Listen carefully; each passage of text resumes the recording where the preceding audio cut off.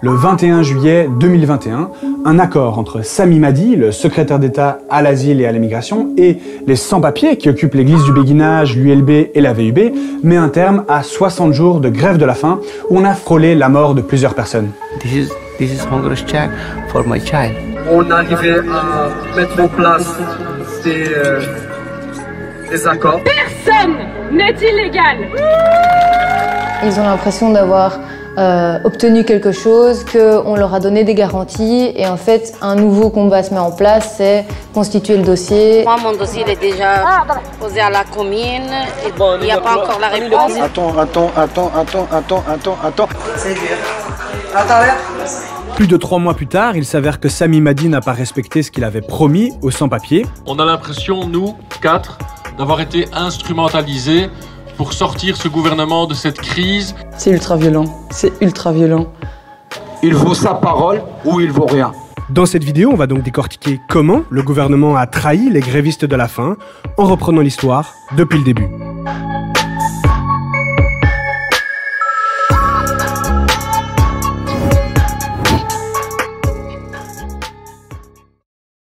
Le 23 mai 2021, l'Union des sans-papiers pour la régularisation débute une grève de la faim, à l'église du béguinage, mais aussi sur le campus de l'ULB et de la VUB.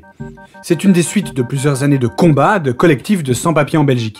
En effet, l'accord du gouvernement belge Vivaldi a mis la question des sans-papiers sous le tapis et n'a pas non plus déterminé de critères clairs de régularisation. Résultat, 150 000 personnes vivent toujours en Belgique sans pratiquement aucun droit. On va pas lâcher l'affaire. Hein. Vraiment, on va pas lâcher l'affaire. On est là, on reste là, on vit ici, on travaille ici et on meurt ici. Les grévistes de la faim sont en Belgique depuis 10, 15, voire même 20 ans et leurs revendications sont claires. Les 475 grévistes demandent une régularisation collective pour un accès au travail légal et des critères clairs de régularisation. On a essayé d'introduire des dossiers, mais c'est toujours négatif. On ne peut pas être régularisé par des critères qui ne sont pas clairs et qui ne sont pas objectifs. Moi, personnellement, je parle de moi-même. C'est jusqu'au bout. Je veux plus être un esclave d'un patron. Je veux plus être un esclave d'un patron. Je veux travailler légalement, cotiser. Dès le début de la grève de la faim, le secrétaire d'État à l'asile et à l'immigration, Sami Madi, est clair. I really want to try to convince all persons and all organizations behind it to make sure that they don't give a false hope. There are rules and regulations. Politics needs to have rules. Les lois actuelles de l'immigration sont déconnectées de la réalité. Alors petit à petit, une mobilisation sociale se met en place autour des grévistes, avec les syndicats, des entrepreneurs et entrepreneuses, les universités, le monde associatif, les mutuelles, des activistes et des réseaux de citoyens et citoyennes.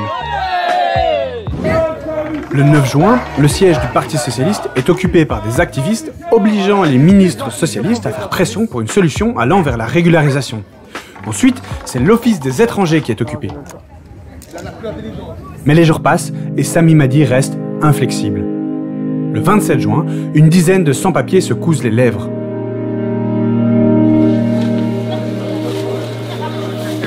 Jusqu'où on doit aller? Jusqu'à ce qu'il y ait des morts? Vous en porterez la responsabilité?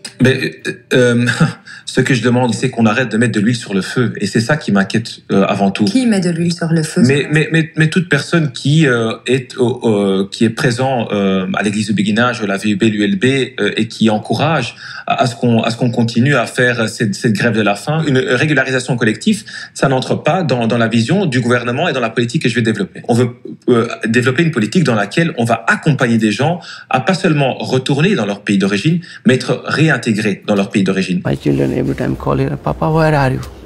Papa.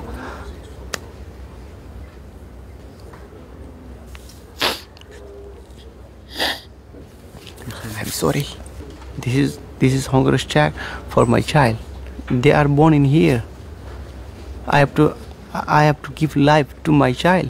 La demande de régularisation est dans l'impasse, alors ils durcissent leurs actions. Je parle de ces centaines d'hommes et femmes sans papier qui mènent une grève de la faim à Bruxelles. Certains s'automutilent, mettent leur propre vie en danger. Every 15 minutes, every 30 minutes, I see fellows falling down on the floor. and some of them they scream, and then some of them really become in critical condition. Une grève de la faim, qu'elle ait lieu ici, dans une prison ou dans d'autres contextes, est toujours à risque de laisser des séquelles, notamment neurologiques.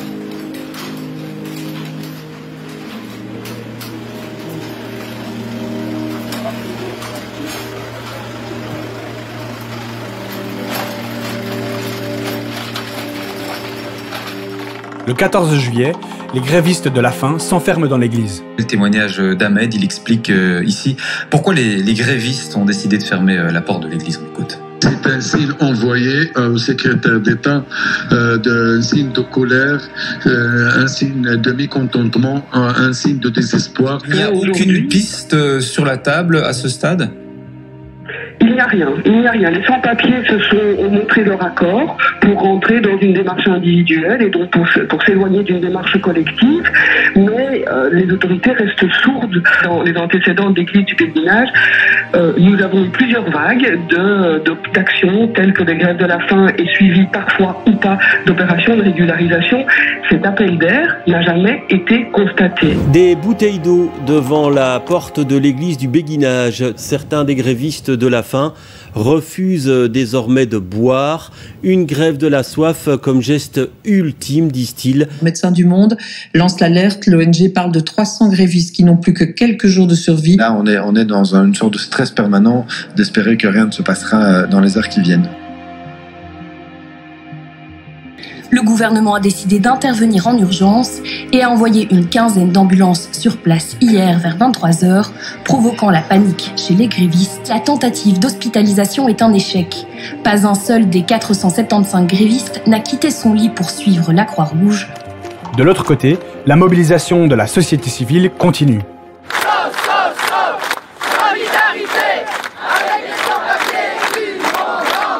La grève de faim et la grève de soif, c'est pas un choix de nous, c'est la politique migratoire qui nous pousse pour faire ça. Oui. Merci à vous. Stop au silence qui tue, stop à l'esclavage moderne. Les droits humains ne sont pas et ne seront jamais un privilège. Personne n'est illégal. La pression monte sur le gouvernement et le secrétaire d'État, au point que le 19 juillet, Écolo et PS annoncent qu'ils quitteront le gouvernement si un sans-papier venait à décéder. Et ensuite, les députés européens, puis les Nations Unies s'en mêlent.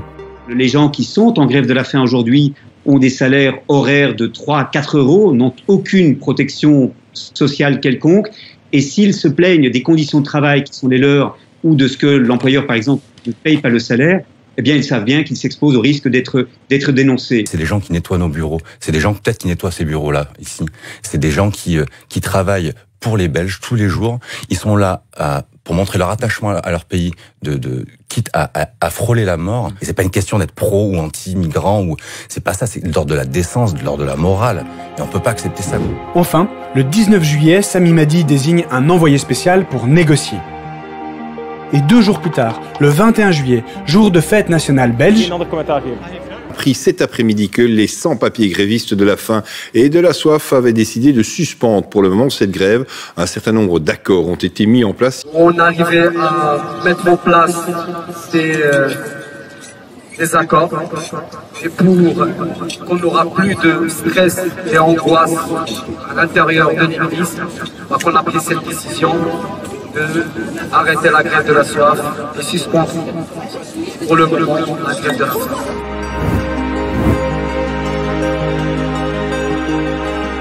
Les accords ont été obtenus, notamment suite à l'intervention d'une équipe négociatrice venue renforcer les grévistes. Cette équipe était composée des avocats Alexis de Soif et Marie-Pierre de Buisseret, ainsi que de Mehdi Kassou, porte-parole de la plateforme citoyenne de soutien aux réfugiés, et le père Daniel, le prêtre de l'église du Béguinage. En fait, ce qui s'est passé, c'est que, vu que le secrétaire d'État a toujours dit « sous mon mandat, il n'y aura jamais de régularisation collective, comme en 2009 ou comme en 2000, ce sera que du cas par cas », alors les grévistes ont répondu « très bien, négocions cette régularisation individuelle ». Mais le problème restait l'absence de confiance totale dans la manière dont l'Office des étrangers allait traiter le dossier des grévistes. En effet, à ce moment-là, il n'y a toujours pas de critères clairs de régularisation. Jusqu'à ce que, Après 2h30 de discussion, découragé, on lui dit « Bon, écoutez, vous ne nous donnez aucun argument pour convaincre les grévistes de la faim de sortir de la grève. » Et parce que tous ces grévistes sont en fait depuis longtemps et sont très très bien intégrés. Et puis là-dessus, Samy nous dit s'ils sont ici depuis plusieurs années, qu'ils sont très bien intégrés, dites-leur d'introduire un dossier. Et puis nous, on se regarde tous les quatre et on se dit il n'a pas l'air d'être d'accord avec son directeur, le directeur de son administration. Donc on se tourne vers le directeur de l'Office étranger et on lui dit « Monsieur Rosemond, vous êtes d'accord avec ce que votre boss est en train de dire? Vous confirmez ça? Vous allez traiter dans ce sens-là des dossiers ?» Et alors il a dit oui, il a confirmé. Le secrétaire d'État a alors répondu que les grévistes de la faim qui vivent en Belgique depuis un certain nombre d'années, qui sont bien intégrés et peuvent produire des preuves de ladite intégration, doivent introduire leur dossier et arrêter la grève, car ceux-là sont dans une situation pouvant donner lieu à une régularisation. Ces mêmes propos ont d'ailleurs été tenus aussi par le directeur de l'Office des étrangers quelques jours plus tôt. Durée de séjour, éventuellement de durée de procédure, avoir des enfants en Belgique qui vont à l'école et suivre des formations. Le travail aussi peut être un élément important. Avoir des parents, des sœurs, des frères, Je pense que la majorité écrasante ne faut pas être régularisée. Si on parle avec les gens individuellement, je suis moins sûr que vous, que je viens de discuter juste au béginage avec 2-3 personnes. Et si ce qu'ils me disaient est correct, et il n'y a pas autre chose dans le dossier à la FIS, par un témoin, autre public, une condamnation, ça c'est très négatif. Pas excluant, mais très négatif. Mais si je analysais bien ces 2-3 cas, c'était tout à fait positif.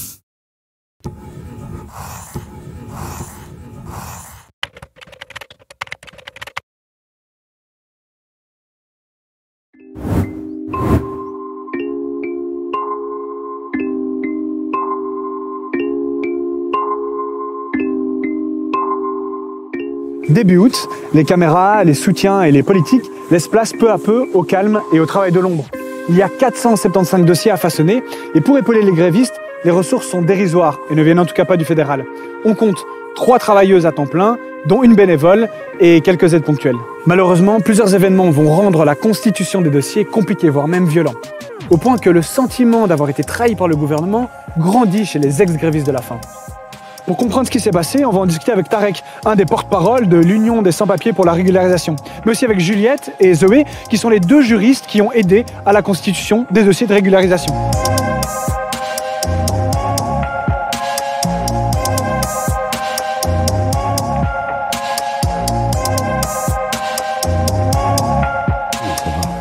On doit gérer.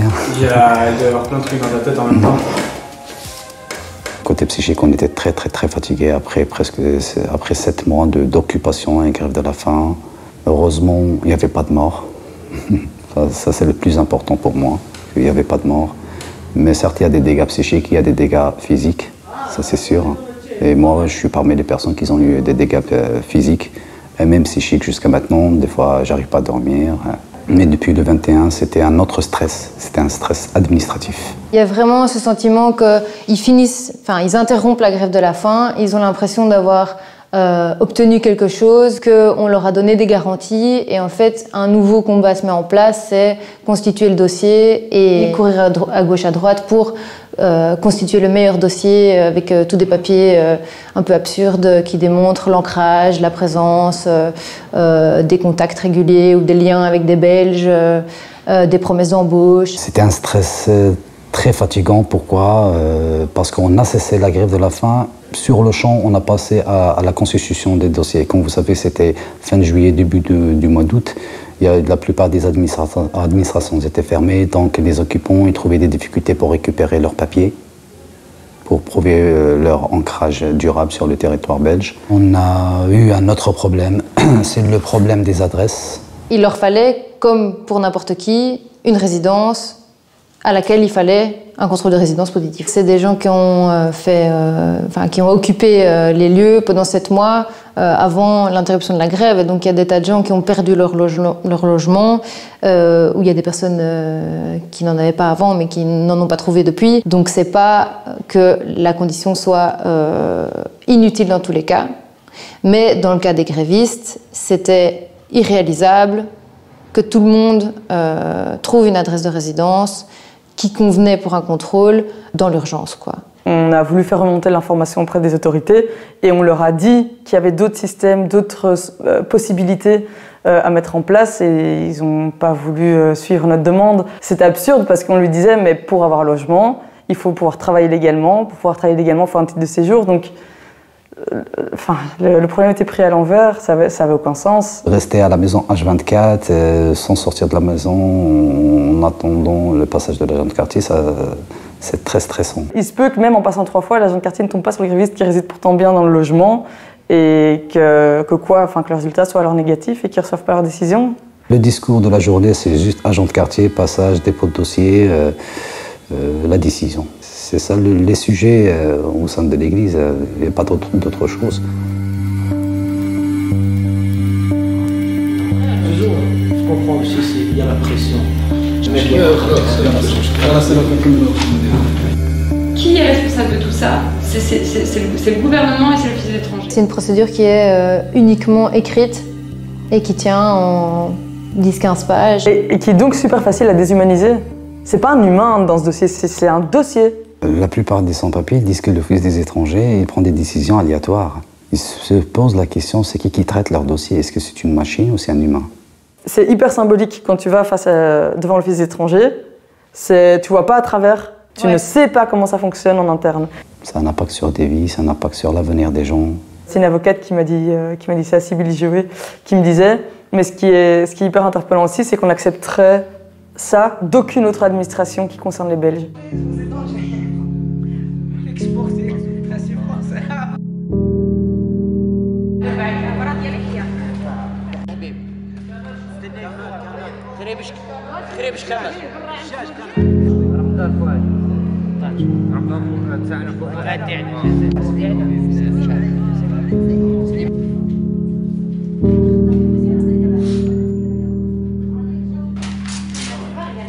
Comment tu te sens en ce 3 septembre, Mehdi Boulal? Je me sens pas bien. Moi, mon dossier il est déjà posé à la commune. Il est déjà chez les étrangers depuis le 23. Il n'y a pas encore la réponse. Ils ont dit 3 semaines. On est marre de rester comme ça. J'espère.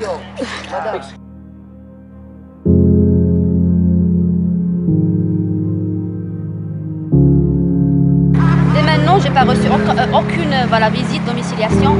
Je crains qu'il ne va pas me rendre cette visite, mais je vais m'attendre, je vais patienter.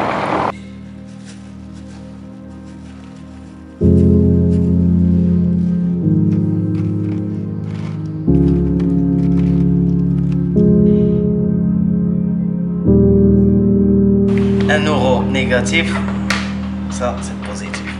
Et qu'on va essayer. Négatif. On attend. Attends.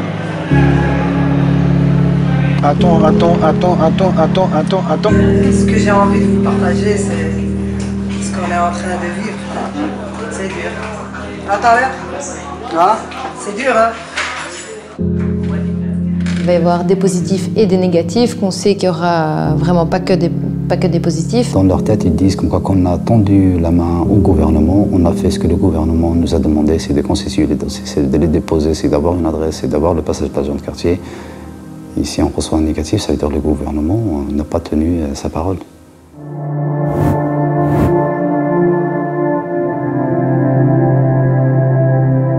Quelques jours après les interviews de Tarek, Juliette et Zoé, les premières décisions tombent. Et l'impression d'avoir été berné se confirme.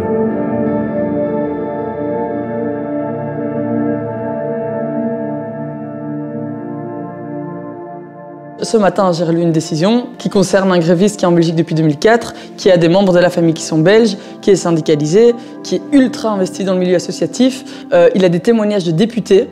Il est diplômé au Maroc et alors il a une possibilité de travailler en Belgique en tant qu'électricien et c'est dit par son avocat que c'est un métier en pénurie. Donc C'est un super bon dossier et qui répond non pas à une ligne directrice qui a été évoquée le 20 et 21 juillet, mais à plusieurs de ces lignes directrices. Et donc il a reçu une décision négative et c'est fou parce qu'à un moment, il est écrit que l'intégration n'est pas un élément qui justifierait une autorisation de séjour en Belgique. Et là, on dit qu'en fait, ça, c'est pas du tout suffisant. Mais alors, qu'est-ce qu'il faut démontrer? En fait, c'est impossible à comprendre, donc c'est impossible à accepter.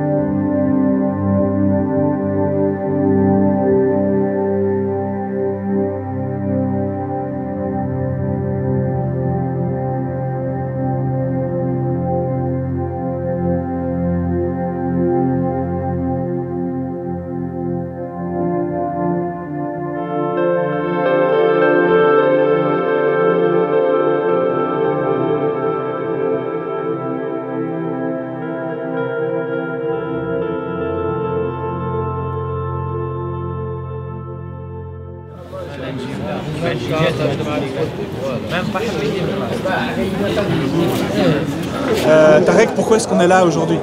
Quand vous savez, ces derniers jours, on a reçu un pack des décisions et malheureusement, ce ne sont que des décisions négatives. C'est pour ça que les 4 négociateurs, ils ont évoqué cette conférence de presse pour expliquer la trahison de la part du secrétaire d'État de l'Asile et l'immigration, M. Sami Madi. On a l'impression, nous, 4, d'avoir été instrumentalisés pour sortir ce gouvernement de cette crise.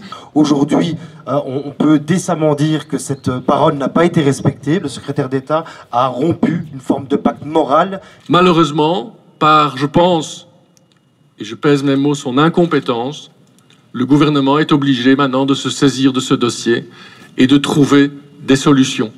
Pourquoi? Parce qu'il s'agit d'êtres humains. C'est la première fois dans les 23 ans, je pense que j'ai 9 ou 10, je ne sais pas, en tout cas 9, que j'ai fait. 4-5 fois aussi ensemble avec Alexis de Soif. On se connaît bien dans les choses-là, on sait ce qu'on dit, et eux aussi. Donc, c'est la première fois qu'on dit ça ne va pas. Point. Jamais eu un accord qu'on a signé avec la PES et tout ça, mais toujours ça a été respecté dans les grandes lignes. Maintenant, c'est vraiment la rupture de la confiance. J'espère que ceux qui ont annoncé qu'ils quitteraient le gouvernement en cas de mort ne vont pas attendre qu'il y ait effectivement un mort pour se remobiliser. Troisième génération, nous sommes tous les enfants d'immigrés. Première, deuxième, troisième génération, nous sommes tous. En 2 mois et demi, ça fera 1 an qu'ils sont ici. Ça a été un sacrifice énorme et avec un espoir qui a vraiment été donné le 21 juillet pour au final avoir ce résultat-là. Et alors en plus, ils reçoivent ça par courrier recommandé chez eux. Ils accompagnent cette décision d'un ordre de quitter le territoire. Et, très cynique, ils joignent encore une invitation à venir à l'Office des étrangers. Ils ont tous, pour ceux qui ont reçu des décisions négatives, ils ont tous rendez-vous jeudi, donc demain, avec un coach d'accompagnement pour expliquer les différentes possibilités de retour, quoi. C'est ultra violent, c'est ultra violent. La violence est indescriptible tellement elle est énorme. Mon dernier mot, c'est que la lutte continue pour les sans-papiers, pour avoir leur dignité, c'est ça, c'est le plus important. Qu'on aimerait bien que le gouvernement mette en place des critères clairs et permanents, comme ça on cesse avec tout ça, avec ces occupations et ces grèves de la faim. Parce que ces gens-là, à un moment donné, vont craquer. Je ne parle pas juste des ex-grévistes, je parle de tous les sans-papiers ici en Belgique. Et je crois que le gouvernement a la main et a la possibilité de trouver des solutions.